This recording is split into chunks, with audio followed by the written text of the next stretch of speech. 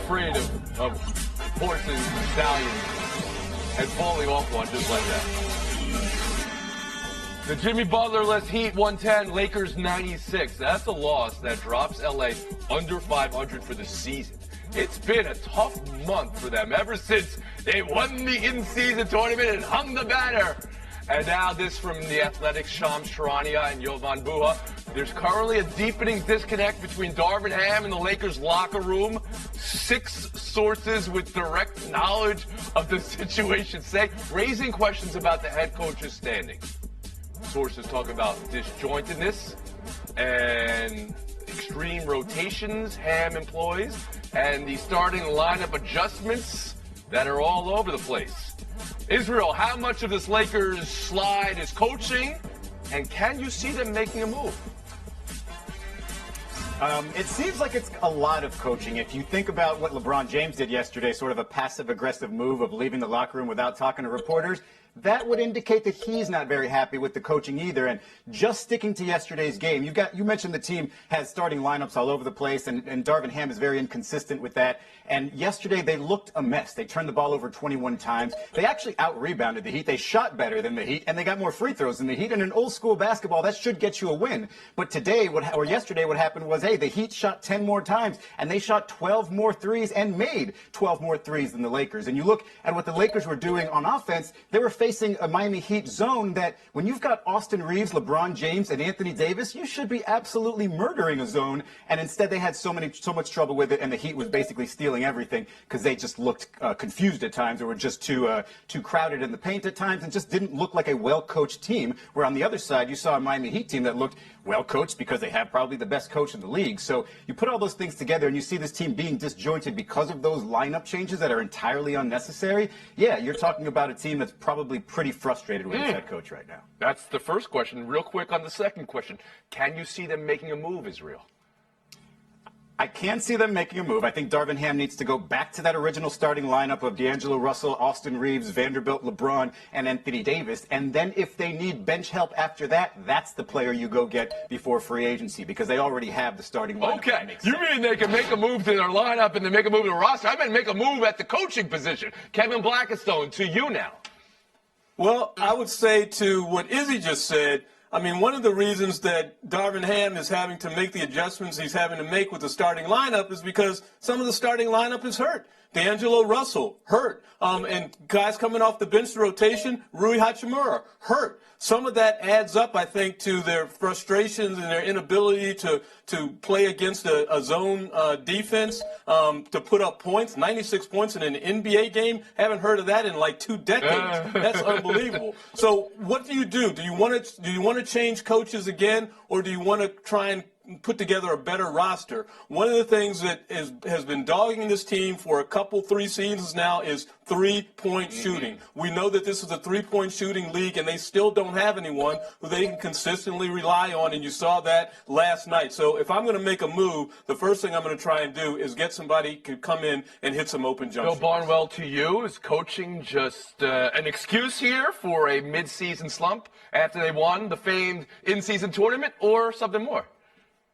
It's both, Tony. It's both the players and the coaching. Right now, there are 4 players on the Lakers who are playing above replacement level. LeBron, AD, Austin Reeves, and D'Angelo Russell. I know Russell's hurt, like KB said, but even before he got injured, he was out of the starting lineup. Reeves was out of the starting lineup. They were playing guys who were sub-replacement level, G League level guys in their starting lineup and playing them heavily throughout the game. And I'm sympathetic to Darvin Ham because there are some players on this roster who probably should not be there, but you didn't know what you were getting when you signed up for this job. It was always going to be LeBron, AD, maybe 1 or 2 other pieces, and then a lot of mediocre players who were going to have to play meaningful roles. And Darvin Ham's job was not to get LeBron playing well. Anyone can do that. It's to get those replacement level players playing well. So if he can't do that, the coaching staff, unfortunately, has a lot more flexibility than the roster does right now for the Lakers. And isn't it Harm's job to kind of see what those guys can do? Could that just be what's happening here in early January? Lindsay, theory to you on the Lakers slide.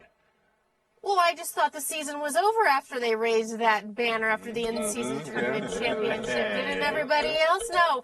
If there's one thing I've learned living in LA for more than a decade now, it's that when players and stuff starts coming out about not being happy with the head coach at the Lakers, there seems to be a change with the head coach of the Lakers. Darvin's the 6th head coach since Phil Jackson left in 2011. It's been nothing but instability. And you look at last night, you look at LeBron not talking with reporters. Maybe he should be a little more upset that it was 12 points, his lowest output in 35 minutes since February 2016. Right? Or maybe he's mad about the head coach and all the lineup changes. But again, when you start hearing the verbs come out about the Lakers coach, there seems to be Last word back coach. to Israel Gutierrez. I just want to drill down on this. They did win the in-season tournament. We could joke about that. They know there's time, especially after last year, to get in a position to get to the playoffs or play in. Is now the time to look at Hood Scafino and some of these other guys who we saw in those highlights that didn't look so great last night? Is now the time for Ham to just check it out? No, now's the time to really start to settle into your rotation. You're talking about going into January. You're talking about heading toward the midway point, toward the end of the month. And he hasn't had a couple of head scratchers. As Bill mentioned, he made some of those decisions in the lineups before those players got hurt. He at one point had 3 of the top 5 paid players on the bench. And it's a little bit of an obsession with Cam Reddish also, hasn't been very good anywhere else he went, but here he's being injected into the starting lineup and playing regular minutes. To me, I think you got to listen to your players some, and especially LeBron James, and say, okay, maybe I was feeling myself a little bit as a head coach. I'll scale back a little bit and do what's good. 6 anonymous sources familiar with them. I mean, that's more than a starting lineup talking about it. That proves Theory's point, or Theory's theory, correct, at the moment. We'll move on. Kyler Murray getting a vote of confidence. Arizona Cardinals coach Jonathan Gannon on Burns and Gambo. Is there any doubt in your mind who your quarterback is going to be for next season? No, there's not. Why are you laughing? I love this guy. No, there's no doubt. You love which guy? Ain't talking to me. Number 1, our franchise quarterback. You know I go to a guy named Gambo for calamari. We've heard all degrees of this before. Confident votes of confidence, hesitant votes of confidence, confident votes of hesitance, hezzy on hezzy. Bill Barnwell around the horn to you. As you hear Gannon on Murray. I think Jonathan Gannon's telling the truth, but he might not have a say. This is the same franchise that in 2019 tweeted out in February that Josh Rosen is our guy. And then 2 months later, they drafted Kyler Murray and traded Josh Rosen away. So ownership that has not necessarily always been thrilled with Kyler Murray. Remember his contract details. If they want to make a move, they want to get a new quarterback, they're going to make a move, and Jonathan Gannon is going to have to go along with it. Now, Kyler Murray is the 6th highest paid quarterback in football by average salary. He has not been a top 10 quarterback in the NFL more than once by QBR in his 5 years in the NFL. So for Kyler Murray, you could say, okay, there's not much around him. The offensive line hasn't been all that great. Coaching staff maybe not all that great. The receiver's not that great. You know what makes it harder to surround your quarterback with talent when you're paying that quarterback nearly $50 million a year. So if the Cardinals want to build a more holistic roster and they have a guy they love in the draft, no matter what Jonathan Gannon says now, I absolutely believe they're going to explore the possibility, if not outright trade Kyler Murray and bring in a new quarterback from this year's class. Because of the crop of quarterbacks in this year's class. You're looking at number 2 pick, teens pick for them. It could be Marvin Harrison, which maybe would go well with Kyler Murray. Lindsay, theory to you on what you heard from Gannon and what you believe Arizona's path should be here. Sure, what I heard was a head coach who is being a great leader of his team. You cannot come out with a week to go in the season and say, no, I don't know, we're not that into Kyler Murray. We're just going to go find another quarterback. How would you do that? He's going to stand by his guy. He is going to get behind him and give him every vote of confidence until he is not his guy. That is just what you do as a line. Bill kind of mentioned it, but ranked 20th in pass block win rate. So could they invest pieces there? But for Jonathan Gannon, in this moment, there is no win in him coming out and saying, yeah, that Kyler Murray guy, we want to move on from him. No. He is their quarterback. There is still another week to be played. Israel Gutierrez. Who is the worst possible person you could ask this question of? It's got to be the young head coach who wants the established quarterback to stay put so that he can be more successful. The last thing he would want is to have to bring in a rookie, and then all of a sudden you don't know how stable that team is and everything. So I think I think for his purposes, for Jonathan Gannon's purposes, yes, it would be best if Kyler Murray stayed. For the franchise's purposes, it might be best to go by the sort of the way other teams have done it with a inexpensive quarterback and spend your money elsewhere, and then just make that quarterback better by putting better pieces around him. And with this franchise, you already know Kyler Murray probably isn't in love with the franchise given what they did to his reputation a few years ago. And so I don't think it would be that huge of an issue for those two parties to part. But I do think the one person who would want Kyler Murray to stay the most is Gannon, and that's why you hear him say this. Kevin Blackstone.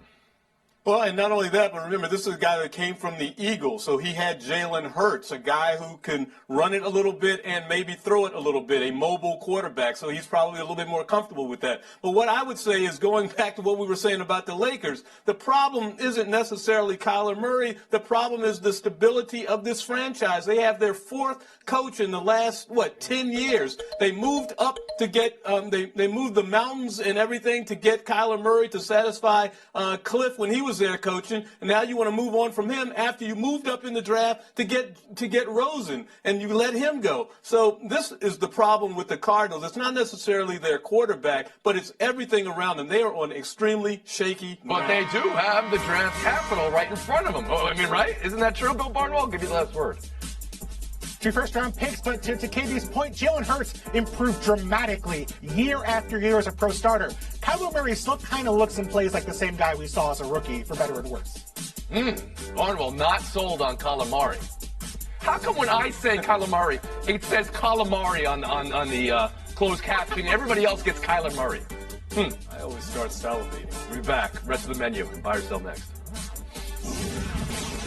Did you guys see the video former Michigan Wolverine Chase Winovich posted at the Rose Bowl? He says it's Connor Stallions. Good seats, too.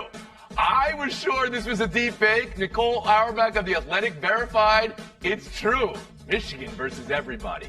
To that point, Dan Wetzel, Yahoo, a column I want to get your take on. Michigan keeps showing its advantage wasn't Stallions stealing signs. Wetzel writes, a win over Washington Monday would not just be a national title, but a measure of exoneration. Lindsay, buy or sell that? This is deeply personal, Tony. I'm not wearing purple by coincidence today, but I am buying that it would exonerate Michigan from what happened. Look, at some point you're 14-0, and if you become 15-0 and the national champ, at some point it comes about playing football and proving pound for pound you are the best team. And if they go undefeated and do that, having had this entire scandal happen weeks ago, then they will have proven that it did not matter. Israel Gutierrez? I don't think it would prove that, I don't think it would exonerate them. I just don't think that it's something that would come up as often. I think, you have the conversation of how much did it really impact the team when it came to winning. And if you don't have a solid answer, the way you would say, knowing what a pitch is, if you're the Houston Astros coming that singular advantage and how serious that is, I think you just kind of have to put it aside and say, yeah, maybe they cheated to get to where they were, but if you see how good of a team this was, they were deserving of a national championship.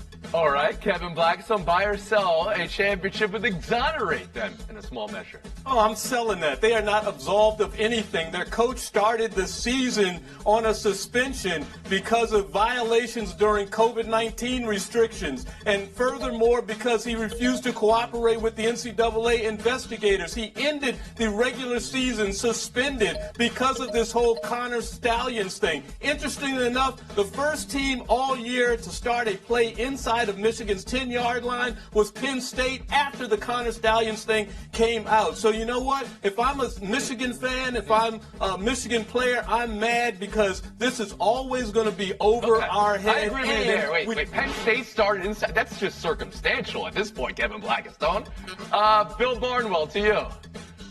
I'm selling because it's always been about leaders and best. This has always been about Michigan's position as sort of the moral high ground of college football, the team that wouldn't have the scandals that other schools have. Remember, they denied that this was even a thing. They sued the Big Ten until there was too much evidence against them, and then they fired their linebackers coach. This has been a team that is going to win regardless of whether. I don't think that what happened even matters. I think it's how they reacted and their brand that matters more. And It's not going to make a difference because we saw the Astros they won a World Series. They still get talked about as a team that banged garbage cans.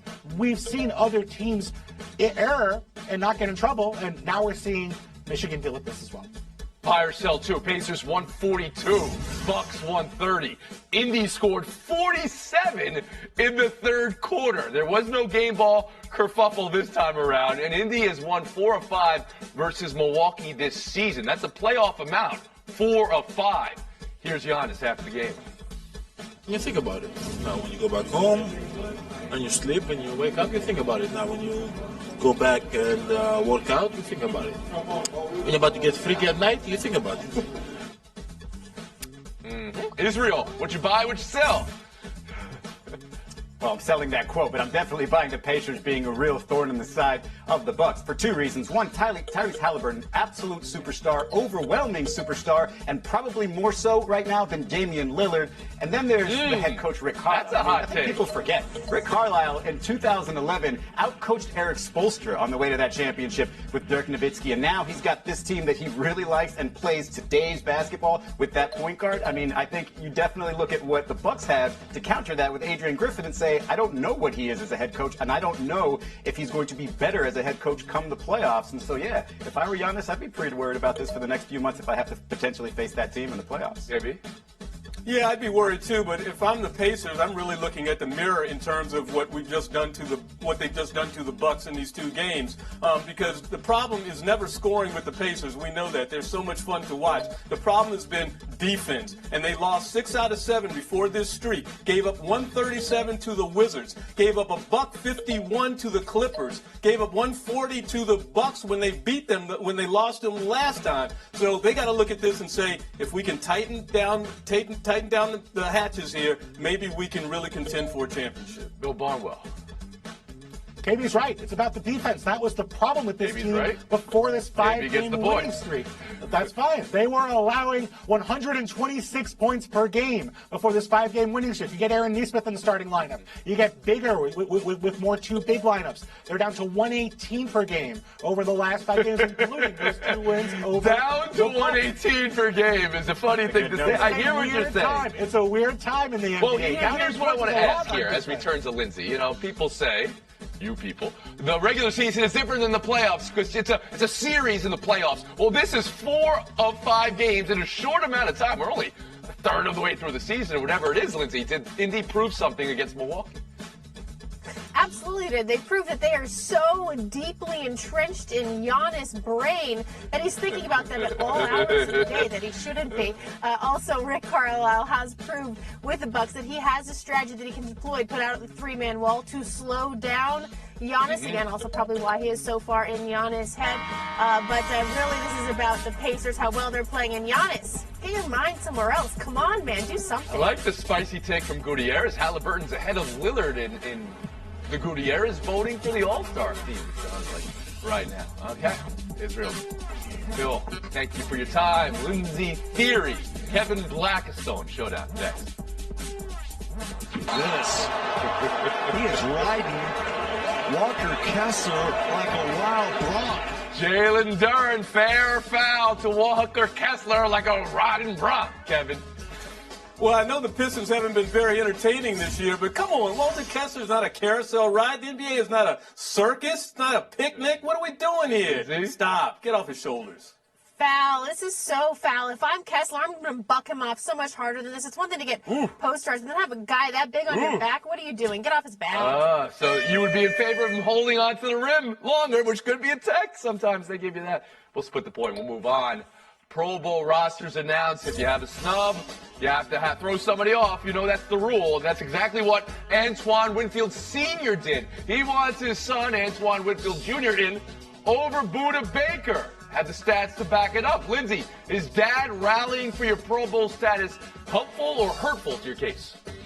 If Dad won't do it, who will? I'm all about Dad. He brought facts. However, to a popularity contest. So while Dad makes a ton of sense, you just can't win this popularity Pro Bowl thing anymore. Well, it's not helpful. It's not going to change anything. But you know what? It should be hurtful to the way that we produce the people in the Pro Bowl. And the other thing is that money is on the line here. You know that there's a clause, a bonus clause in there about getting in the Pro Bowl. The stats on Winfield versus the stats on Baker? Well, Baker was basically zero across the board. The picks, the sacks, the breakups, everything was in favor of Winfield. Lindsey Theory, take the FaceTime. Blackstone's chances just melted away.